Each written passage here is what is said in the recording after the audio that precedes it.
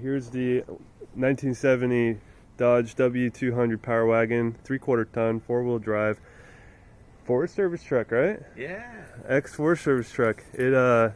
It's got 50 years worth of patina, and I'm imagining the little Forest Service symbol was on the doors there. I think so too. We still have some kind of old serial number, a remnant of a serial number on the dashboard, but the tag says E20. That's the government designation, right? Yeah. It has all the different. E20. I mean, there's a lot of junk on there that's not on the regular one. And there's a tag if you want to pause the video and look at that. The famous vacuum tank that nobody knows what it does, but it's still up under there. The famous vacuum what? The vacuum tank. Oh, there's some kind of vacuum tank. That was on the tag too. It says vacuum tank. Only the Forest Service trucks have them. Only the Forest Service trucks have vacuum tanks. Who knows what they use the vacuum for in the Forest Service? But be interesting to find out. And anyway, what do we got? We got a 318 automatic 727. 727 auto. The 70 was the first year for the automatic in the four-wheel drives, because what they were doing was phasing out the A108s and shit. So they wanted to use up the rest of those short-tail transmissions, you know. Anyway. Yeah.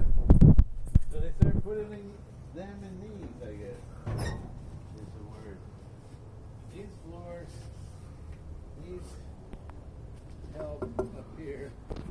There's some holes up in there. Alright, let's check out the floors. Well, let's check out the inside in general. So we got the floors that this truck sat in a forest for probably 30 years. Yeah. And so, there are consequences to that, as evident by some missing floor. And you were saying rodents were a problem in the forest. Yeah, up in there. They live up there. Rodents can crawl up through these hollow A-pillars. Nest up in this area here, and then they pee. They have like really acidic pee, the little bastards. That's okay, so they just piss on everything, and then that's what. And they sleep in it. And they sleep and they make holes. They do stuff in the forest, but that's so the floors, which can be straightforward. If you're not looking to restore this truck, these are all straightforward things to deal with. If you're looking to restore this truck, well, you're gonna want to know about this stuff anyway. But this will make with the cab corners down there. Yep, cab corners. They crawl in there. These aren't the worst I've seen. They make it nasty. Yeah, but yeah, there's the cab corners, and then we'll look at we'll just go around the truck. I'll get the other ones when we get around it. This is the 8-foot step side. Yep. And these are rare too. The wood is long since left. Okay. Someone put this big chunk of diamond plate in here probably 25 years ago. That's a big chunk of diamond plate. I didn't want to cut it out because then I got nothing, right? Right. Better just leave Better leave it in there, yeah. At least you can put something back there. And the 8-foot bed is unusual, typically for step sides. Yeah, it'd be the 6-footer. Usually 6-footer is what you most commonly saw on the road. I think the Forest Service would order these all 8-foot. Yeah, and same with the Air Force. They wanted the the Air Force, yep. Gotcha. Yeah, Tailgate's in good shape, well, surviving shape. Very consistent with the rest of the truck. Yeah, okay. And then we got this crazy utility bumper with a hitch. Alright, coming over to the driver's side. We're almost all the way around.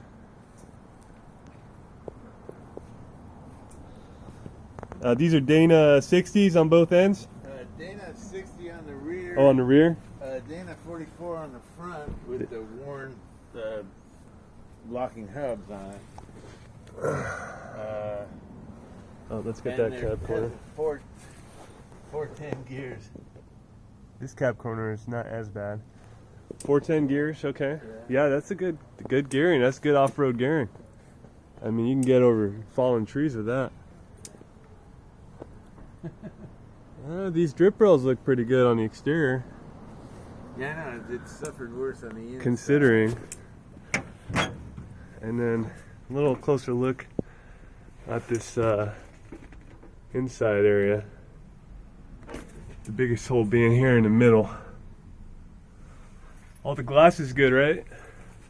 Yeah, a little cloud rowdy, but we got electricity in the truck. The fuse panel is hot, but there's still a lot of quirks with the lights not turning on, fan blower not turning on, maybe something with the ignition.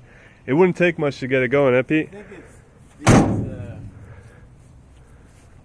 these little junction boxes that go through the firewall are notorious for being, you know, you kind of just got to go through and test them. It's a pain in the ass.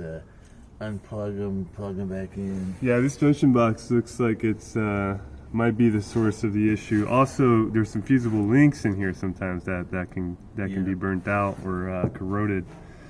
I mean, like that right there doesn't look good. See that corrosion? That's a thing that needs to be looked at. And the fact that this one sat so long in the woods, sometimes you got to take the dash off because the two studs of the ammeter get all fucked up. And if you just clean those, or I have more, you know, dash panels, you just replace that. Yeah. And then it'll heat right up because it's just two big red wires. One goes to one side, one goes out the other side. And that'll just come back to life. Quite often, that's the problem. Yeah. Let's take a look at that one more time. So here's a dash panel. But yeah, you won't be able to see it. I'm gonna sit in here. How's that? All right, we're sitting in the truck now. Floors, like I said, need work. There, you know, all around in this area too. You might have seen earlier in the video. But overall, it's clean in here. It's like all put together. Everything's present. Everything's here, accounted for. Radio is even still in here. Is that the original radio? I mean, yeah, it's a cool little complete rare truck. Automatic. All the badges are there, all the serial plates. The gas tank's new, right? Or a replacement gas tank. I took it out of the other truck. Yeah, so that's good. That gas tank's good to go. Yeah, it is. You don't have to worry about the gas tank on this truck. The fuel line is all good. I think All the fuel lines are good? New, fuel pump. The tires match. They look like they'll roll pretty good. Everything is there. Accounted for. And this is a running engine, by the way, right? We got this engine out of a 70 D100. Yeah. And same year. And we drove it into the shop, or it ran basically. Yeah. And so it sounded good. I mean, it sounded like it had a lot of life left in it. So now it's in this truck, and yeah, it was identical to the one that came out. And so this thing will fire if you get it to go. It'll fire. And the other one is just sitting there. They can have that too. Right? Yeah, there's the original engine. So let's get another final shot before we're at 8 minutes. We got towards the end I here. got the letters for this too. Letters do come with it. They're not on it now.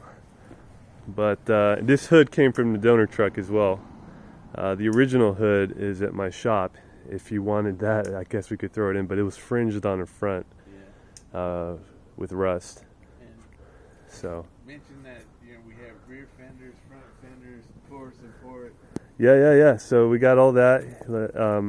Fenders, core supports, lots of good, solid 1970 Dodge truck parts.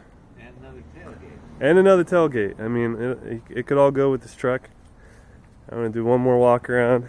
Oh, I think they want to see the undercarriage. I could hear them like screaming, "Get on the carriage."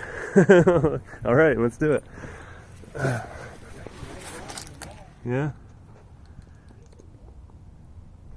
So we got surface rust, but the frame's good. The frame is strong. It's no structural corrosion. Lots of surface corrosion, but nothing structural. It's an old 50-year-old truck. This is 50 years, folks. Original truck. There's the transfer case. Not sure which one it is. New process, something 205. Who knows? You four-wheel drive Mopar guys know what it is. Or Jeep guys too. New process, I think, is on all kinds of stuff. All right, so the front shaft is on.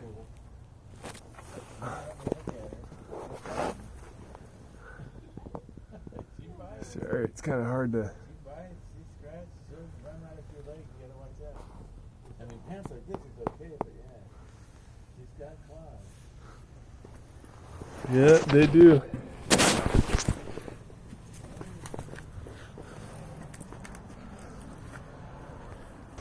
I will go over 10 minutes. Why not? Just so you get some body line shots. We'll get some good front shots. It's 49 International, pretty cool. Pete always has good, cool stuff. That 74 Power Wagon's a beauty. So he doesn't sell, you know, things that are garbage. This truck is not garbage. It needs some work. It needs some love to get it going. But boy, will this be a cool little around town rig, 4-wheel drive rig. This patina's beautiful. You got the spare tire carrier? But it goes up underneath, but that homemade hitch, you have to cut that support off. You can't put it out. Put the tire up. I mean, that patina is so beautiful.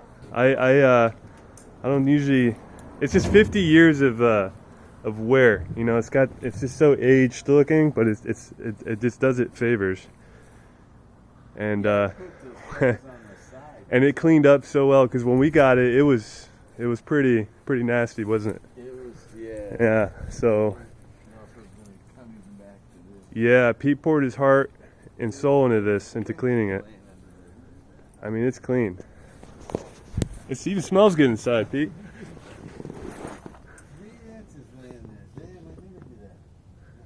You know, times are getting bad when you forget your wrenches outside.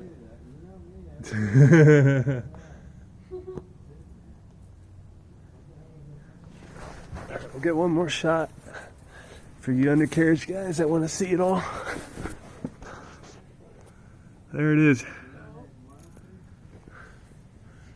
There it is. All right, so videos speak more than 20,000 words. There you have it.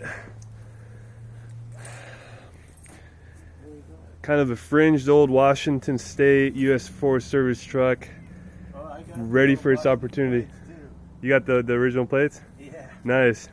And just waiting for somebody to just, you know, to put it on the road. I think it's earned it. Put this thing on the road, cruise around town, hang your arm out the door. All right, later.